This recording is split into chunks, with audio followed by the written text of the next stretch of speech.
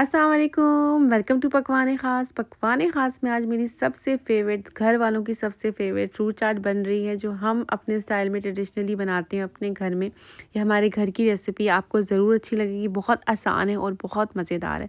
5 minute में बन जाती है, बहुत ही डिलीशियस है। फ्रूट अगर काटा हुआ है तब। अब इस फ्रूट काटने के टाइम को आप प्लीज़ काउंट मत कीजिएगा मेरी रेसिपी के अंदर। तो लेकिन बहुत ही मज़े की बनती है। हमारे घर में मेरी ये पहली रेसिपी है जो मैंने खुद से क्रिएट की थी और सबको बहुत पसंद आई थी। बहुत साल पहले की बात है। तो आज मैं आपको ये रेसिपी बता रही हूँ। सबसे पहले मैंने दही को थोड़ी देर स्ट्रेनर में रख लिया है। ये स्टेप ऑप्शनल है, अगर आपका दही बहुत पतला है तो आप ये कर लीजिए, अगर नहीं है, मोटा दही है, तो ज़रूरत नहीं है स्टेप करने की। ठीक है, दही की क्वांटिटी कितनी है? 1 कप मैंने दही लिया है और ये जो हम फ्रूट चाट बना रहे हैं, ये 8 से 9 लोग आराम से खा सकते हैं।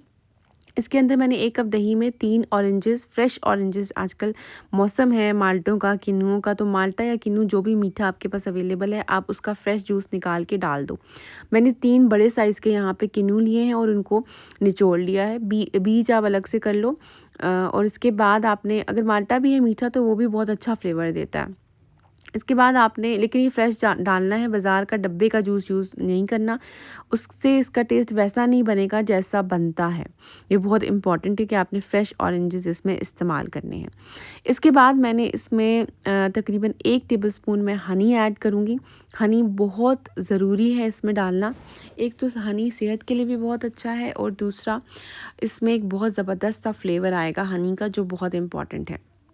इसके बाद मैंने इसमें थोड़ी-सी क्रीम ऐड की है। क्रीम ऑप्शनल है, लेकिन आप अगर क्रीम ऐड करोगे तो दही का टेक्सचर बहुत अच्छा हो जाता है। जो इसका हम ये ड्रेसिंग बना रहे हैं, उसका टेक्सचर बहुत अच्छा हो जाता है। 5 टेबलस्पून ऑलमोस्ट मैंने सिर्फ इसमें क्रीम ऐड की है। आप इसको 2 टेबलस्पून भी कर सकते हो और चाहो तो स्किप भी कर सकते हो।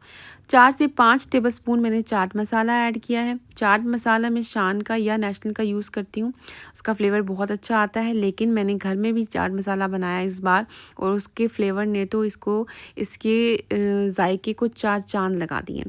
चाट मसाले की रेसिपी आपको मेरे चैनल पे मिल जाएगी, ज़रूर देखिएगा। बहुत मज़े का बना था और इससे एक अलग फ्लेवर आ गया था मेरी चाट में। इसके बाद आप फ्रूट्स अपनी मर्ज़ी के ऐड कर दो। मैंने 4-5 सेब बड़े साइज़ के लिए, 5 केले, 3 अमरूद डाले हैं।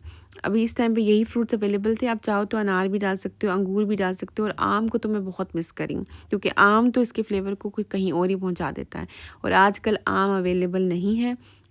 अब इस मौसम में रमज़ान आ रहा है कि आम नहीं होंगे, तो चलो कोई बात नहीं, ये सब फ्रूट्स डाल के आप देख लो। पाइनएप्पल भी ऐड कर सकते हो अगर आपको पसंद है, लेकिन मैंने फ्रेश फ्रूट्स ऐड किए, टिन का कोई फ्रूट ऐड नहीं किया।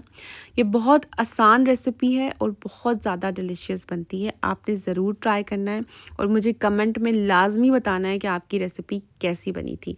मेरे चैनल पे आपको फ्रूट क्रीम्स की बहुत सारी रेसिपीज़ मिल जाएंगी, वो भी ट्राई कीजिएगा, जो मेरी बहुत फेमस है और बहुत अच्छी बिकती हैं। ऊपर से मैं इसके चाट मसाला छिड़क रही हूँ, जिससे इसका मज़ा और दुबाला हो जाएगा।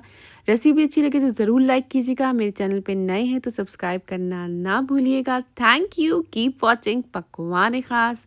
अल्लाह हाफिज़।